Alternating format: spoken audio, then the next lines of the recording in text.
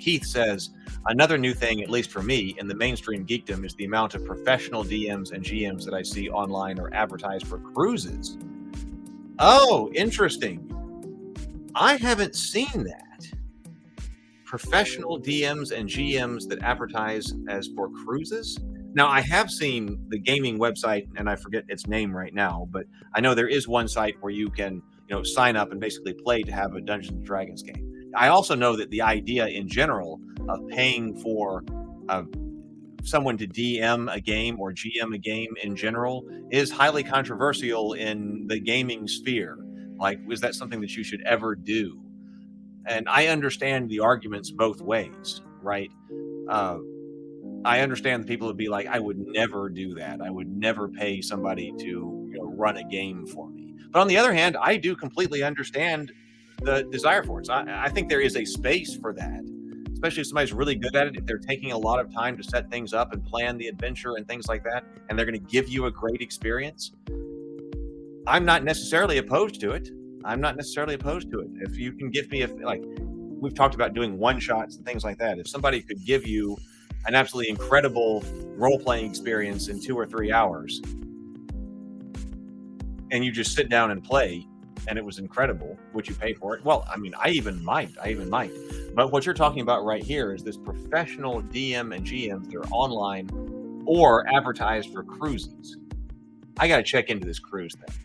That seems kind of, well, is it crazy? I mean, I guess I can see why somebody would do that. But because also, I mean, you put professional in quotes here, and I would agree with that as well. Like, what does it actually mean to be a professional DM? Well, of course, in some sense of the word, being professional just means you're paid to do it, right? And so there might be a lot of professional DMs who aren't even that good. But, you're going to see if you can find a link. We'll check that out. Thank you. I bet I can, if we can Google it or something like that. That's interesting. Yeah, I was thinking that it's so crazy of, what has happened. We're talking about the mainstreaming of things. Like, gee, I wish, thinking 20 or 30 years ago, if somebody said, gee, I wish that Dungeons and Dragons would go mainstream. Because what was Dungeons and Dragons back then? Oh, that was the weird satanic thing that people did in the sewer, right? Well, maybe we loved it in the Geekverse, but now what would happen to Dungeons and Dragons if it is something that's mainstream and something that everybody does? Well, it's going to change things. It can't, whether it's good, whether the change is good or whether the change is bad. I mean, everybody's going to have a different opinion on that. But if you are loving Dungeons and Dragons, the point I'm making, that if you are loving Dungeons and Dragons back in the day, 20, 30, 40 years ago, whatever it was, when it's still this really underground thing, and there are some people who are in the know and there are other people who are not, and you're going, man, I wish this would go mainstream.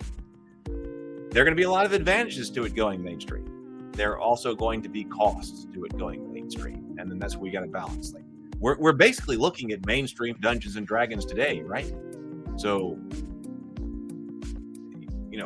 whether that's good, whether that's bad, I think some people had different opinions with the one DnD when we looked at that the other morning. I suppose one DnD is the most mainstream type of DnD that we have ever had. Is that good? Is that bad? Everybody's going to have to decide for themselves. Stray says, true geekdom is like that feeling you get when Samwise is asked why he's rationing the bread, and he says so hopefully, for the journey home. Oh, I love that. Yes. There's hope. Yes. Hope is so important. I know what it's like to be without hope or to have lost the faith. That's not good. It's not good. That's why, like with knighthood, when I'm talking about knights and Rabavania and things like that, hope is an important virtue. Right? Inner Light says mainstream isn't as good. Oh, mainstream isn't as good. It's one of the reasons why OSR is growing like crazy. I can believe it. I mean, I can completely understand the rejection of the mainstream, with the rejection of the corporate geekdom culture and that kind of stuff. And you're like, wait a minute, I got to get back to the underground. Like, where's the underground again? Maybe the mainstream kind of stuff wasn't as good. And there was, like I said, great benefits to it, but then there are great negatives as well. Like the amount of hope that I have that, well, House the Dragon. Now, if you didn't like it, then that's fine.